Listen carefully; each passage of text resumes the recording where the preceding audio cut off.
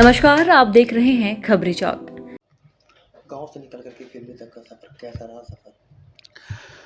सफ़र तो बहुत अच्छा रहा क्योंकि इस सफ़र में बहुत तरह की सफ़रिंग्स देखने को मिली। सफ़र जो है वो अगर मोनोटोनस हो तो मज़ा नहीं है उसका। सफ़र में बहुत तरह की चीज़ें होनी चाहिए, बहुत उतार-चढ़ाव होना चाहिए, रोलर कोस्टर राइड होना चाहिए, है ना? तो मुझे बहुत सारे उतार-चढ़ाव जीवन में देखने को मिले और उन उतारों, उन चढ़ावों से मैंने बहुत कुछ सीखा। और इसी वजह से मैं आज यहाँ हूँ और लोग मुझे इतना ज़्यादा प्यार करते हैं। ऊपर वाले की कृपा है और मैंने हमेशा परिश्रम पर विश्वास किया। मुझे लगा कि परिश्रम आप अधिक से अधिक करें। जितना ज़्यादा आप परिश्रम करेंगे, उतना ज़्यादा पारिश्रमिक जो है वो ऊपर वाला आपको देगा। तो मैंने परिश्रम ज़्यादा से ज़्यादा किया, पूरी ईमानदारी से परिश्रम किया और आज मैं आप सबके सामने बैठा हूँ। ये मेरा पारिश्रमिक है। अगर एक्टर नहीं होते तो क्या होते? अगर मैं एक्टर नहीं होता तो मैं सिंगर होता, क्योंकि मैं बहुत अच्छा सिंगर हूँ, बहुत पैशनेट सिंगर हूँ और इवन टुडे मेरे मन में ये ख्वाहिश है कि मैं अपने एक्टिंग करियर के साथ-साथ सिंगिंग के लिए भी कुछ कर पाऊँ। कौन-सा रोल सबसे ज़्यादा आपको पसंद आया आपका किया हुआ? मुझे 2 रोल हैं जो कि बहुत ज़्यादा पसंद आए। एक तो अनोखे लाल सक्सेना बाबा जी घर पर हैं और दूसरा दुबे जी अपहरण सबका कटेगा। जिस गाँव से आप निकल के गए थे, बाहर सक्सेस हुए हैं, वापस जाने पर क्या स्थिति रही और कैसा नज़रिया रहा वहाँ लोगों का?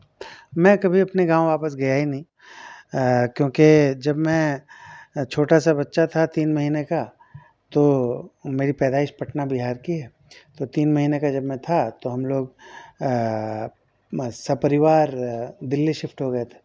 तो दिल्ली में मेरा प्राइमरी एजुकेशन दिल्ली में हुआ। उसके बाद दोबारा हम बिहार चले गए। तो पहले हमारे गाँव गए मोतिहारी, फिर मोतिहारी से रामनगर चले गए जहाँ हमारा गाँव था। वहाँ पे खेती की, तो सबसे पहला जो मेरा एक्सपोज़र हुआ काम को लेके वो खेती का ही था। तो वहाँ पे खेती की गाँव में, तो 6 महीने कुछ रहे होंगे। फिर से वापस मोतिहारी और मोतिहारी से फिर से पटना आ गए। फिर पिताजी ने बुक सेलिंग का जो उनका बिज़नेस था वो करना शुरू कर दिया। तो दोबारा गाँव कभी जाना हुआ ही नहीं। तो और ना ही मैं एक बार जब पटना वापस आए तो वहाँ पे बुक सेलिंग में पिताजी की हेल्प करता था मैं। तो लगातार वो काम करता रहा। उसके बाद फिर एक सिचुएशन ऐसा आया कि हमारा बिज़नेस जो है वो बुरी तरह से फ्लॉप हो गया और बहुत सारा कर्ज़ हो गया हमारे ऊपर। तो फिर पटना छोड़ के मेरे पिताजी को भागना पड़ा।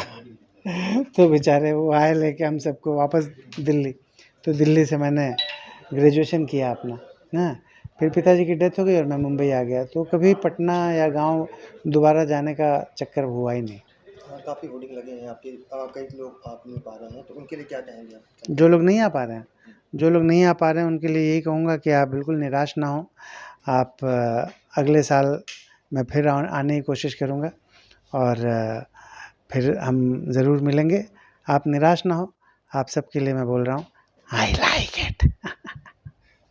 सरगुजा पहुँचे हैं, ससुरगंज सरगुजा कैसा लगा आप लोगों को? सरगुजा मुझे बहुत अच्छा लगा।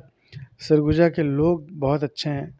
मैंने अभी-अभी एक कहानी सुनी कि एक आदमी था सरगुजा का, जिसने कंबल खरीदी और कंबल खरीद के उसने वो कुछ 1000 रुपए का कंबल था, तो 25-30 रुपए कम दिए उसने।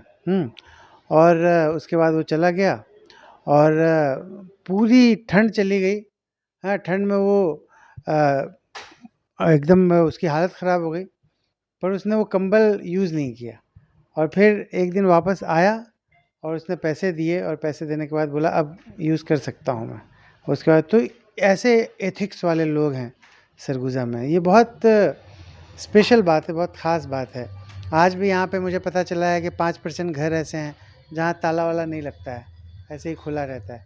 तो बहुत ही खुले दिल के बड़े अच्छे, बड़े सच्चे, बड़े प्यारे लोग हैं सरगुजा के और मैं उनको सैल्यूट करता हूँ कि इतने अच्छे लोगों की जगह पे मैं आया हूँ। बहुत खुश हूँ मैं इस बात से।